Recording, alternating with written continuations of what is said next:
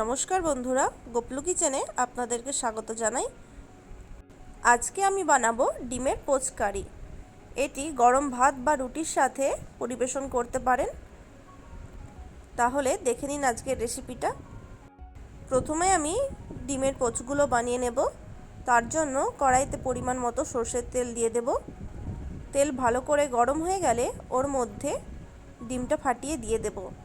ডিমটা একটি বাটিতে ফাটিয়ে তারপর কড়াইয়ের মধ্যে দিলাম, যাতে ডিমের কুসুমটা না ঘেটে যায়।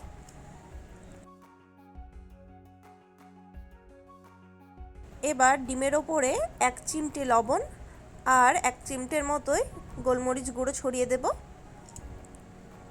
আপনারা চাইলে একটু লঙ্কার গুঁড়ো ছড়িয়ে দিতে পারেন। ডিমটার একদিকটা ভাজা হয়ে গেলে অপর দিকটা উল্টে দেব। যেহেতু আমি এখানে ডিমের পোচকারি বানাচ্ছি, সেই জন্য দুদিকটাই অল্প করে ভেজে নিতে হবে। ডিমটা ভাজা হয়ে গেছে, এবার তুলে নেব। এইরকমই আরও 3টে ডিম পোচ বানিয়ে নেব। আমি এখানে 4টে ডিমের পোচ বানাচ্ছি। কম সময়ের মধ্যে রুটি বা ভাতের সাথে খাওয়ার জন্য দারুণ কোনো রেসিপি বানাতে চাইলে অবশ্যই বন্ধুরা ডিমের এই পোচকারিটা বানাতে পারেন। এর স্বাদ ডিমের যে কোনো রেসিপির থেকে সত্যিই আলাদা।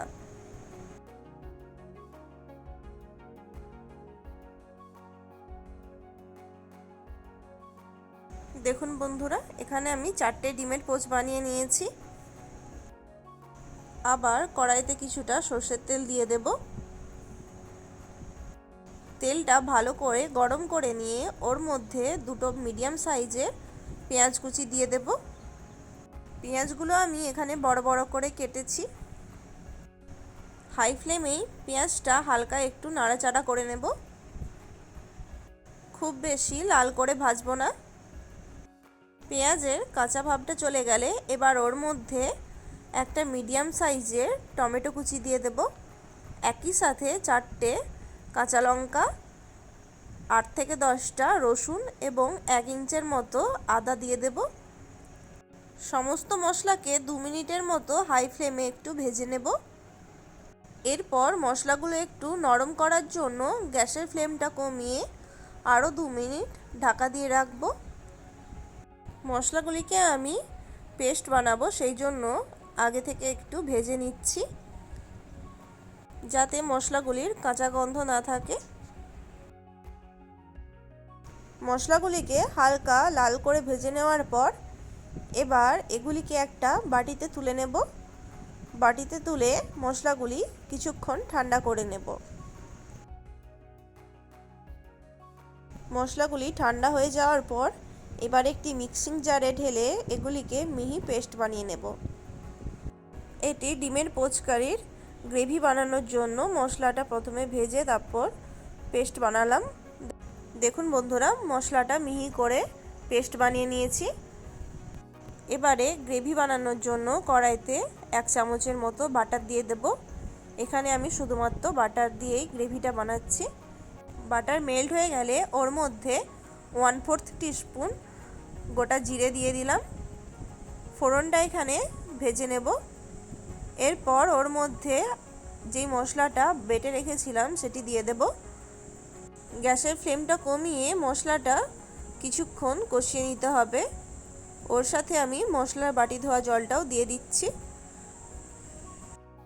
মশলাটা কষানোর সাথে সাথেই ওর মধ্যে কিছু মশলা অ্যাড করব, যেগুলি হলো 1/2 টিস্পুন হলুদ গুঁড়ো, 1/2 টিস্পুন লাল লঙ্কার গুঁড়ো, 1/2 টিস্পুন কাশ্মীরি লাল লঙ্কার গুঁড়ো।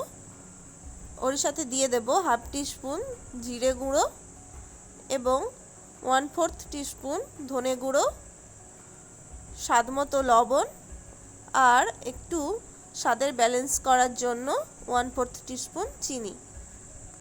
চিনিটা এখানে অপশনাল, আপনারা চাইলে স্কিপও করতে পারেন। এবার অল্প একটু জল দিয়ে মশলাটা ভালো করে কষিয়ে নেব। মশলাটা এখানে প্রায় কাঁচাই আছে, সেই জন্য গ্যাসের ফ্লেমটা কমিয়ে কিছুক্ষণ কষিয়ে নিতে হবে। মশলাটা কষানো কমপ্লিট হয়ে গেলে ওর মধ্যে গ্রেভি বানানোর জন্য জল দিয়ে দেব। আপনারা যতটা গ্রেভি রাখতে চান সেই হিসেবে জলটা ব্যবহার করবেন। এখানে গ্রেভি বানানোর জন্য পরিমাণ মতো জল দিয়ে দিয়েছি। গ্রেভি ফুটতে শুরু করলে ঢাকা দিয়ে আরও 1 মিনিটের জন্য ফুটিয়ে নেব।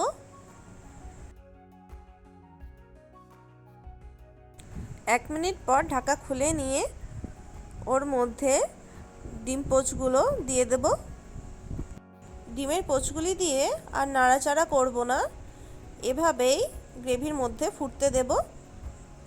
যেহেতু ডিমের পোচগুলির ভেতরটা কাঁচা ছিল, সেই জন্য ঢাকা দিয়ে পুরোপুরি ডিমটা সেদ্ধ করে নেব। ঢাকা খুলে নিয়ে ডিম পোচগুলি অপর দিকটা উল্টে দেব, যাতে দুদিকটা ভালো মতো রান্না হয়ে যায়।